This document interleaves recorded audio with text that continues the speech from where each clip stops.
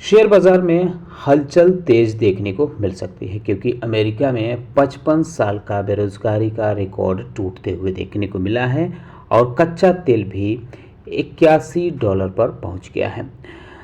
वहीं SBI, Airtel, Titan के बड़े नतीजे देखने को मिले हैं, जबकि ईआईएच का मुनाफा 246% उछला है। अल्काइम लैब में यूएस एफडीए का बड़ा एक्शन देखने को मिला है। 5 ट्रिगर है जो हमारे इंडियन मार्केट के लिए महत्वपूर्ण है और 21 कंपनियों में खबरें हैं। नमस्कार दोस्तों, हमारे यूट्यूब चैनल में आपका स्वागत है। डिस्कस करते हैं महत्वपूर्ण खबरों और पॉइंट की। तो महत्वपूर्ण पॉइंट में सबसे पहले है यूएस स्टॉक का जो खबर है उस पे है। अमेरिकी बाजार में गुरुवार को मिला जुला कारोबार रहा। S&P 500 0.2%, नैस्डैक कंपोजिट 0.5% की बढ़त के साथ बंद हुए, जबकि डाउ जोन्स लगभग सपाट रहा।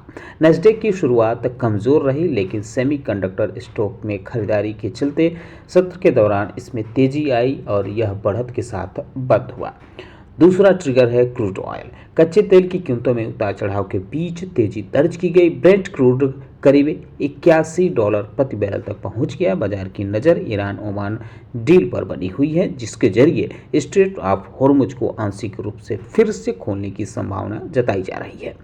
हालांकि इस मुद्दे पर अमेरिका का रुख अभी स्पष्ट नहीं है। इसी वजह से क्रूड ऑयल फ्यूचर्स में लगातार उतार चढ़ाव बना हुआ है और बाजार इस समझौते से जुड़ी नई खबरों पर प्रतिक्रिया दे रहा है।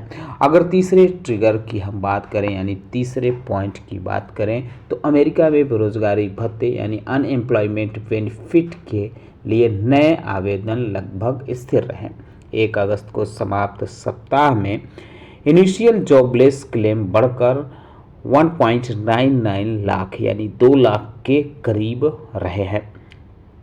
यह लगातार तीसरा सप्ताह है जब यह आंकड़ा 2 लाख से नीचे रहा है। यूएस लेबर डिपार्टमेंट के अनुसार 2 लाख से कम दावों का यह सबसे लंबा सिलसिला 1969 के बाद पहली बार देखने के लिए मिला है।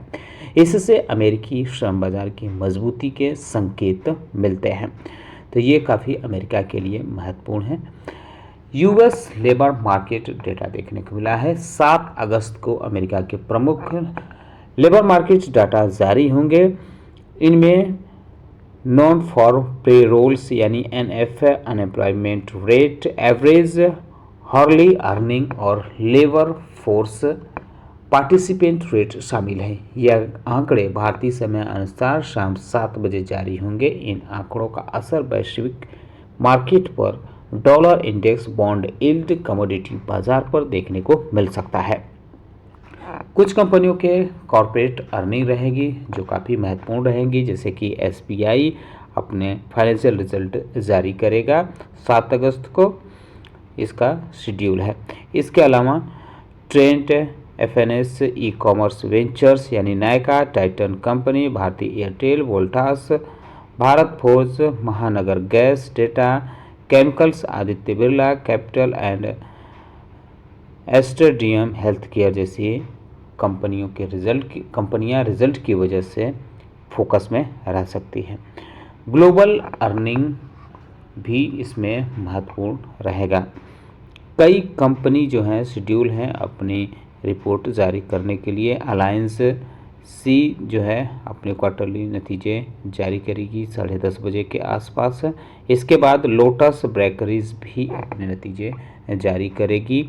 ENPW किंग स्पान ग्रुप भी अपने क्वार्टरली नतीजे जारी करेगी 1:30 बजे के आसपास। और अन्य कंपनियां भी हैं जो अपने क्वार्टरली जारी करेंगी, जिनमें हैं मोनिश, रे, डालमिया ट्रक, एमरेज, AG, CSG, NV, Porsche automobile holdings, MOL group, Gedeon Richter, under armour, Fluor take two interactive जैसी कंपनियां अपने नतीजे जारी करेंगी।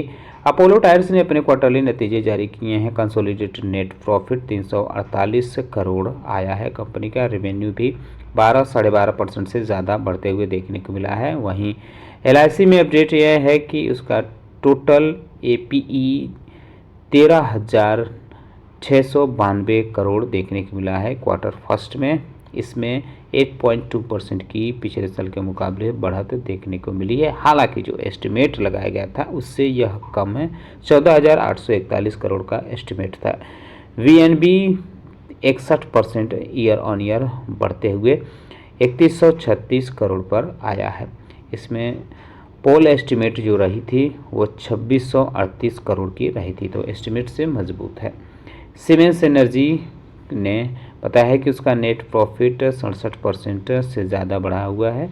हालांकि अगर हम बात करें तो ये 441 करोड़ आया है और एस्टिमेट्स बाज़ार के एस्टिमेट से भी ये मजबूत है, क्योंकि बाज़ार ने 342 करोड़ का एस्टिमेट लगाया गया था। रेवेन्यू 39% बढ़ते हुए देखने को मिला है। और वहीं एनसीसी लिमिटेड की कंसोलिडेटेड नेट प्रॉफिट 12.5% बढ़ी है और रेवेन्यू भी 12% बढ़ते हुए देखने को मिला है। एबिडा में 19.5% की ग्रोथ रही है और मार्जिन कंपनी की 9.38% देखने को मिली है। ब्रिटानिया इंडस्ट्रीज ने भी अपने क्वार्टरली नतीजे जारी किए हैं। नेट प्रॉफिट 591 करोड़ आया है, यानी 13% से ज़्यादा की बढ़ोतरी देखने को मिली है पिछले साल के मुकाबले। किर्लोस्कर ऑयल इंजन में अपडेट देखने को मिल रहा है कि कंपनी ने अपने क्वार्टरली नतीजे जारी किए हैं। नेट प्रॉफिट 114 करोड़ देखने को मिला है, जो कि पिछली बार 142 करोड़ रुपए रहा था, यानी कंपनी का कंसोलिडेटेड नेट प्रॉफिट डाउन होते हुए देखने को मिला है। हालांकि रेवेन्यू कंपनी का 13.5% इंक्रीज हुआ है। टीवीएस मोटर्स कंपनी में अपडेट ये है कि इसने अपने ग्लोबल इलेक्ट्रिक व्हीकल फुटप्रिंट को बढ़ाया है, आगे किया है। इसने टीवीएस iQube केन्या में लॉन्च किया है। ये पहला इंडियन टू व्हीलर OEM है जिसको इंट्रोड्यूस किया गया है प्रीमियम इलेक्ट्रिक स्कूटर के तौर पे अफ्रीका में। तो ये अफ्रीका में अपने बिजनेस बढ़ाते हुए कंपनी देखने को मिल रही है। शिपिंग कॉरपोरेशन ऑफ इंडिया में अपडेट ये है कि कंपनी का नेट प्रॉफिट 619 करोड़ देखने को मिला है, जो पिछली बार 354 करोड़ रहा था, यानी करीब आधा परसेंट के करीब दोगुना होते हुए देखने को मिली है। रेवेन्यू की बात करें तो रेवेन्यू 40% इंक्रीज हुआ है। GR इंफ्रा प्रोजेक्ट्स में अपडेट देखने को मिला है कि कंपनी का consolidated net profit 46% year on year बढ़ते हुए देखने को मिला है। वहीं अगर इसके हम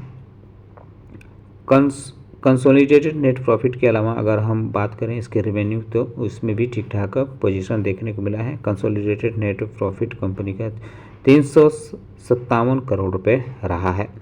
हिंदुस्तान कंस्ट्रक्शन कंपनी लिमिटेड में अपडेट यह है कि कंपनी का कंसोलिडेटेड नेट प्रॉफिट 51 करोड़ रुपए आया है। मामूली बढ़त देखने को मिल रही है, क्योंकि पिछली बार 50,003 पर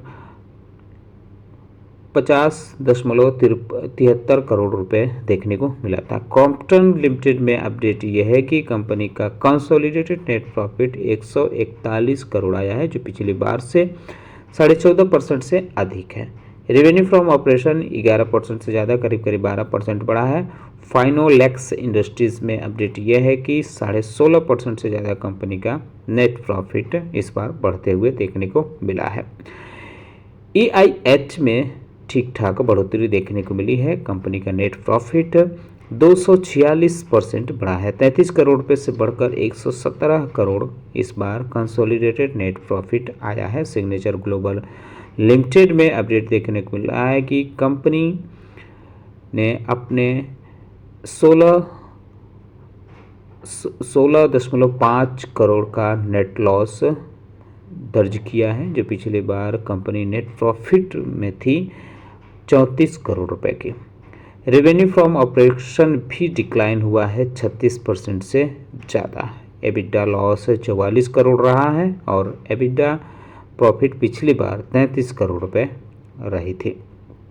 एजिस लॉजिस्टिक लिमिटेड में अपडेट यह है कि इसने एक फ्रेमवर्क एग्रीमेंट साइन किया है अपनी subsidiary company Aegis Vopak terminals limited के साथ। इसके तहत कंपनी जो है कंस्ट्रक्ट करेगी एडिशनल रेफ्रिजरेटर, जो काफ़ी महत्वपूर्ण है। इसका वैल्यू 142 करोड़ रुपए बताया गया है। जे कुमार इंफ्रा प्रोजेक्ट्स में अपडेट यह है कि कंपनी को 990 करोड़ रुपए से ज़्यादा का ऑर्डर मिला है कर्नाटका हाउसिंग बोर्ड के तरफ से। कंस्ट्रक्शन कब करना है इसको?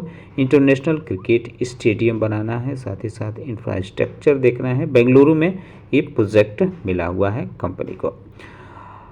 आलकेम लैबोरेटरीज लिमिटेड में यूएस एफडीए की कार्रवाई देखने को मिली है। कंपनी की तरफ से बताया गया है कि मैन्युफैक्चरिंग फैसिलिटी जो इसका अमालिया दामन में देखने को मिलता है, उसमें ऑफिशियल एक्शन इंडिकेशन OAI देखने को मिला है क्लासिफाइड का, जो यूनाइटेड यूएस एफडीए की तरफ से रहा है। तो इस पे आप चाहें तो इन कंपनियों पे नज़र रख सकते हैं। उम्मीद करता हूँ कि आपको हमारा वीडियो पसंद आया होगा। कैसा लगा बताना ना भूलें। साथ ही साथ हमारे चैनल को सब्सक्राइब कर लें, बेल आइकन दबा लें। वीडियो देखने के लिए बहुत बहुत धन्यवाद।